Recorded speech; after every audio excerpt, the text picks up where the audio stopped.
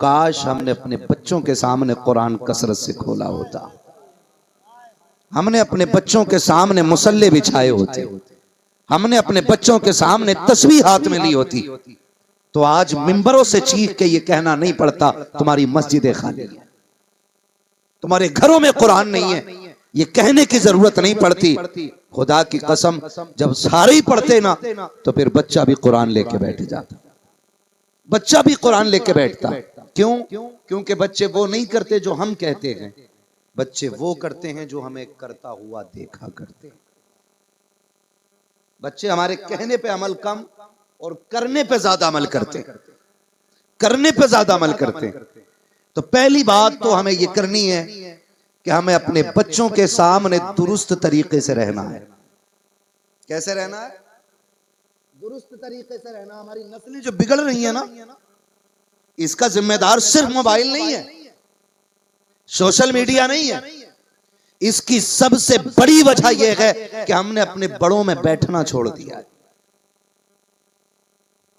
हम जब अपने बुजुर्गों में बैठा करते थे ना, तो जो इल्म 15 साल की किताबों से नहीं मिलता था, वो 70 साल का इल्म 5 मिनट में अपने दादा से मिल जाया करता। आज कौन बताए हमें ये बातें, आज कौन बताए हमें ये तरीके। लेकिन अब बड़ों के पास भी वक्त नहीं है बैठाने के लिए। हजरत लल्ला अपने अब्बा से इतना परेशान है मुफ्ती साहब, तो उसने खुद मोबाइल लेके दिया अपने अब्बा को कि इसमें लगे रहो, हमें आवाज ना दो। हाँ, 70 साल उम्र हो गई और बुढ़ा कोने में बैठ कर मोबाइल चला रहा, बड़ी तन्हाई में। मजाल है एक दिन नेट खत्म हो जाए, जहां मैसेज आया कल 22 तारीख में डाटा खत्म होने वाला है, फौरन लल्ला मुंबई में सुन कल लास्ट डेट है, ऐसा लग रहा फांसी होने वाली है, कल आखिरी डेट है। अब्बा आपकी नहीं बेटे, मोबाइल की डेट, कल से नेट बंद हो जाएगा। तो बेटों के पास भी इतना वक्त नहीं जो बाप को दे सके, उन्होंने भी वक्त जाया किया है। और बड़ों के पास भी इतना वक्त नहीं है जो अपने छोटों को दे सके। खुदारा अपनी नस्लों पर रहम करें और अपने बच्चों को बड़े की उंगली पकड़ने की आदत डलवाएं। वरना याद रखिएगा, किताबें 15 साल का इल्म देंगी, 70 साल का तजुर्बा 70 साल का बूढ़ा दे सकता है। ये किताबें नहीं सिखा सकती आपको। हम अपने बुजुर्गों में नहीं बैठते, आज अपने बड़ों में नहीं बैठते। और कहा था सोबते साले तोरा साले कुनत, सोबते ताले तोरा ताले कुनत। अच्छों की सोबत तुझे अच्छा बना देगी, बुरों की सोबत तुझे बुरा बना देगी। आज हाल क्या है, बुरा ना मानिए, आज पैसे की भूख है। हम 12 घंटे ड्यूटी कर रहे हैं, 8 घंटे का टाइम है, 4 घंटे एक्स्ट्रा करके हम ड्यूटी मजदूरी कर रहे हैं। क्यों? ताकि पैसा जल्द से जल्द इकट्ठा हो सके। और फिर आए 12 घंटे ड्यूटी करने के बाद क्या किया? खाए सो गए। इतना ही है ना, क्योंकि जो आदमी 12 घंटे काम करेगा फिर उसमें बैठने की ताकत नहीं है, उसे सुबह भी उठना है, काम भी निपटाने अपने सुबह उठ के।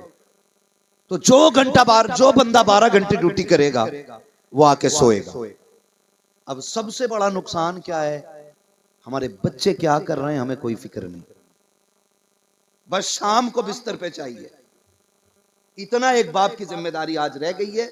वो शाम को पूछता भूरा आ गया, गुड्डू आ गया, पप्पू आ गया, नथु किधर है? जब सबका जवाब मिल जाता है ना, हाँ सारे सो रहे हैं, फिर बेफिक्र होकर सो जाया करता है। मैं पूछना चाहता हूँ, ये सिर्फ शाम का बिस्तर पे सोना काफी है या शाम की खबर काफी होती है? खुदा के वास्ते ड्यूटी 8 घंटे करो, 4 घंटे बच्चों के लिए निकालो, वरना याद रखिएगा आने वाले 10 साल के बाद तुम अपने बच्चों को तलाशते रह जाओगे। तुम्हारे बच्चे तुम्हें कहीं नजर नहीं आएंगे। तुम्हें पता भी है तुम्हारे बच्चों की सुबह किधर गुजर रही है, शाम किधर गुजर रही है, सिर्फ बिस्तर पे लेट जाना काफी नहीं होता है। जरा ये भी तो देख, इसका दोस्त कौन है, इसका साथी कौन है, ये किसके साथ बैठता है, ये किसके साथ उठता है, ये किससे बातें करता है, ये किससे मशवरे लेता है। जाओ, खुदा की कसम खा के कहता हूँ, 1000 किताबें पढ़ा लो, अगर तेरे बच्चे का दोस्त एक भी गुंडा बन गया, 1000 किताबें इतना नहीं सवार पाएंगी जितना वो अकेला बिगाड़ देगा। और जाओ, गारंटी कहता हूँ,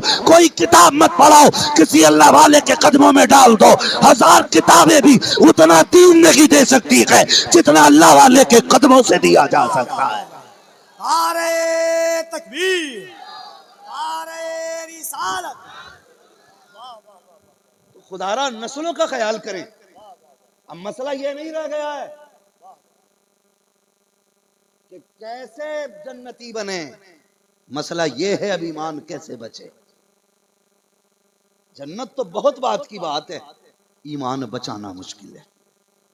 ईमान बचाना हद नहीं हो गई कफील भाई। लोग रील बनाने के लिए मौत का मजाक उड़ा रहे हैं, कब्रों का मजाक, सवाल जवाब का मजाक। कौन है ये हुजूर का कलमा पढ़ने वाली कौम है, ये हुजूर की गुलामी का दम भरने वाली कौम है। मुनकर नकीर की नकल औकात है तेरी, जिस दिन कब्र में सामना होगा ना, नानी याद आ जाएगी। हम इतने गिर गए, अपने दीन का मजाक बना रहे हम। मसला अब जन्नत का नहीं, मसला ईमान का है। ईमान बचाना मुश्किल है मेरे भाई। नौजवानों, कोई बड़ी बात नहीं है पैसे वाला हो जाना, कोई बड़ी बात नहीं है बिल्डिंगों वाला हो जाना। पैसा क्या है, आदमी अगर जिद पे आ जाए ना तो महीनों में नस्ल भर के लिए कमा लेता है। मजा तो तब है कि दौलत हो ना हो दुनिया की, मुस्तफा के इश्क की दौलत सीने में होनी चाहिए। मुस्तफा के इश्क की दौलत सीने में होनी चाहिए, ये दर्द होना चाहिए हमारे सीने में। डॉक्टर इकबाल ने कहा था, यूं तो सैयद भी हो, मिर्जा भी हो, अफगान भी हो, तुम सभी कुछ हो बताओ कि मुसलमान भी हो। पूछो जाके नस्लों से, हम किधर जा रहे हैं, हम कर क्या रहे हैं। हाँ, अभी 4-5 बंदे मुसाफा करने आए, उनके हाथों में कड़े हैं, हम मुसलमान हैं, कड़े हाथों में। मसला धागे से कंगन और कड़ों पे आ गया। नहीं जी, ये तो हमारे नबी ने नहीं दिया था। बताओ, कड़े का वजन ज्यादा होता कि दाढ़ी का वजन ज्यादा है? मुझे बताओ, ये जो कलाई में पहने फिर रहे हो, स्टील का, पीतल का, इसका वजन ज्यादा है या इसका वजन ज्यादा है? कड़े का ज्यादा होगा ना। क्यों, ये क्या आधा किलो की लग रही? कितना वजन होगा इसमें? ओ भाई, कितना होगा? आधा तोला वजन दाढ़ी में नहीं निकले, आधा तोला। और कड़े 100 ग्राम के, चैने गलों में, भैंस वाली जंजीर। हुजूर की गुलामी के पट्टे में बोझ लगता है और भैंस की जंजीर में बोझ नहीं लगता। मौलवी बोले तो इसकी कड़वी बातें कहें। मैं आईना हूं, दिखाऊंगा दाग चेहरे के, जिसे खराब लगे सामने से हट जाए। मुझे नजराना तो मिलना है, मुझे अपनी उजरत तो मिलेगी, मगर मैं उस उजरत के बदले में चापलूसी करने नहीं आया। तुम्हें मीठी मीठी बता के गुमराह करके नहीं जाना चाहता। मेरी सच्चाई सिर्फ इतनी है, इतनी कड़वी बातें कह के जाऊंगा, सिर्फ जिंदगी में नहीं बल्कि कब्र तक याद रहनी चाहिए, ताकि यकीन हो जाए कि जब भी हुजूर के गुलाम बोला करते हैं, वो दुनिया का मुंह देख के नहीं, मदीने वाले का दीन देख के बोला करते। कोई मसला नहीं, मैं चापलूसी करने नहीं आया। मेरा काम तो जो है वो होना है, मगर मैं आपको बताना चाहता हूं, हमें दाढ़ी में बोझ लग रहा है, दाढ़ी में बोझ।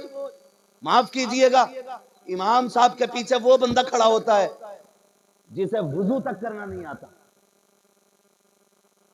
अक्सर जगहों पे, इल्ला माशाअल्लाह, कुछ जगहों पे जहां मुअज्जिन खास हैं, नाइब इमाम खास है, उन जगहों की बात नहीं करता हूं। वरना अक्सर क्या होता है, इमाम साहब के पीछे क्यों, वहां पंखा लगा है, हवा के चक्कर में इमाम साहब के पीछे खड़ा है।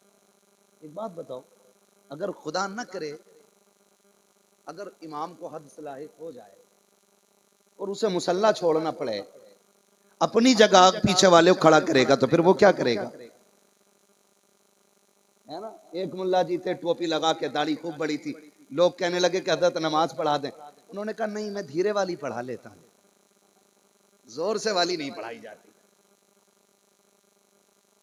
ये कंडीशन है, धीरे वाली पढ़ा लेता है, जोर से वाली नहीं पढ़ाई जाती है। क्यों? क्योंकि आता ही नहीं कुछ, और धीरे वाली में पकड़ा ही नहीं जाएगा। ये कंडीशन हमारी है। जानते हो, वक्त पड़ जाए ना तो अजान पढ़ने भी बिना दाढ़ी वाले कट से खड़े हो जाते हैं, तकबीर कहने भी एकदम खड़े हो जाते हैं। पूछा कभी इमाम साहब से, अजान पढ़ रहे हैं, तकबीर कह रहे हैं, क्या ये दुरुस्त है? समझो जरा, दीन पहचानो। दीन खेल नहीं है, खेल नहीं है दीन। यार, स्कूल में जाने वाले की अपनी ड्रेस होती है, फोर्स में भर्ती होने वाले की अपनी ड्रेस होती है, तो तुम्हें हुजूर का दीन इतना आसान लगता है कि इसके कोई उसूल, कोई कानून, कोई ड्रेस इसकी नहीं होगी? जो चाहेगा कह देगा? नहीं जी, उसूल होते हैं। हुजूर के गुलाम वो होते हैं जिनके चेहरों पे दाढ़ी होती है। लगेगी ना बुरी बात? कोई कहेगा इनसे पहले वाले तो सारी जन्नत बांट गए, ये क्या कह रहा है? मैं सही कह रहा हूं। जिससे कोई प्यार करता है उसकी अदाएं अपनाता है, उसकी अदाएं अपनाता है, उसके तरीके अपनाता है, उसके रंग अपनाता है। हाँ, और कभी कभी रंगों की भी बरकत होती है, रंगों की भी बरकत होती है। बंदे कपड़े रंग लेते हैं, अल्लाह दिल रंग देता है। अल्लाह दिल रंग देता है, दिल रंग देता है। लेकिन रंगने वाला भी चाहिए, खाली चिड़ी मार से कुछ नहीं होना है, रंगने वाला भी बंदा चाहिए। हाँ, तो रंग बदलने पड़ते हैं, रंग, तरीके अपनाए जाते हैं। बुरा ना मानना नौजवान। मरना किसे किसे जरा हाथ उठा के बता देंगे? जिनके हाथ ना उठे हो, अल्लाह करे मलकुल मौत आके उन्हें चेहरा दिखा जाए। खैरियत है? अब वही नहीं उठाएगा भाई जिसे यकीन देख के ही आएगा। मरना सबको है ना, सबको मरना है ना। अच्छा, क्या चाहते हो? मरे तो कब्र में अंधेरा हो के उजाला? क्या होना चाहिए? उजाला। अच्छा, कोई गारंटी है कि पीछे वाले रोशनी का इंतजाम करेंगे? नहीं ना, गारंटी तो कुछ नहीं है किसी की। ये तो 40वें तक अब्बा कहते हैं, फिर उसके बाद ये भी मरहूम कहने लग जाता है, औलाद भी। हाँ, तो क्या चाहते हैं? कब्र में अंधेरा हो के उजाला? उजाला कब होगा? जब हुजूर आएंगे, और हुजूर आके हमें देख के मुस्कुराएंगे। अगर हुजूर चेहरा फेर लें तो उनसे फिरे जहां फिरा आई कमी वकार में। हुजूर चेहरा फेर लें तो खैरियत है? नहीं ना, नहीं है ना खैरियत। तो फिर ऐसे क्यों नहीं हो जाते कि हुजूर हमें देखे? एक सहाबी की दाढ़ी में सिर्फ एक बाल था, तो हुजूर उन्हें देख के मुस्कुराते थे। उन्होंने लगा एक दिन के हुजूर मजाक बनाते हैं, उन्होंने वो दाढ़ी का बाल तोड़ दिया। जब आए ना, हुजूर ने देखा बाल नहीं, फिर चेहरा फेर लिया, रास्ता बदल के आगे बढ़े, फिर चेहरा फेर लिया।